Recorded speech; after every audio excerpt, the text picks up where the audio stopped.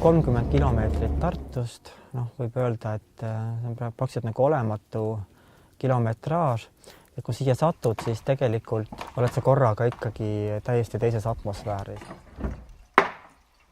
Varnja küla, see on vana kaluriküla Peipsi ääres ja meil on seal vana kalurimaja, seal natuke räämas või seal on väga ilus ja suur paadikuur. Ja meil on plaanis seal paadikuuris avada galerii ja esimene näitus on siis sel aastal peale jaanipäeva ja selle näituse avamiseks on vaja meil teha ära mõningad tööd. Kui ma läbi kukun, keegi päästa oskab mind. Kuraatoriks on meil Kiva ja tema juba paneb kokku sellist näituse projekti nagu Ajutine valitsus 40 aastat punki. Meil oleks vaja eeskätt sinna galeriisse ja sellist professionaalset valgustust ja võib-olla mõned ekraanid ja mõningad tehnikat, et see näitus saaks olla siis kaasaegne ja et seda oleks võimalik ka selles pimedas paadikuuris jälgida. Ja selleks me siis vajame hetkel 3300 eurot ja mida me väga loodame Hooandi abiga kokku koguda.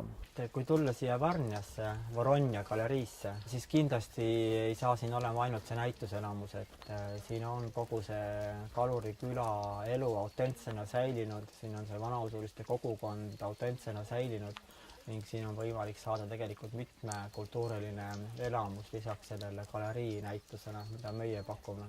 Ja väga loodame, et selles galeriis saavad olema ka sellised näitused, mis aitavad meil maailma mingis suunas mõjutada.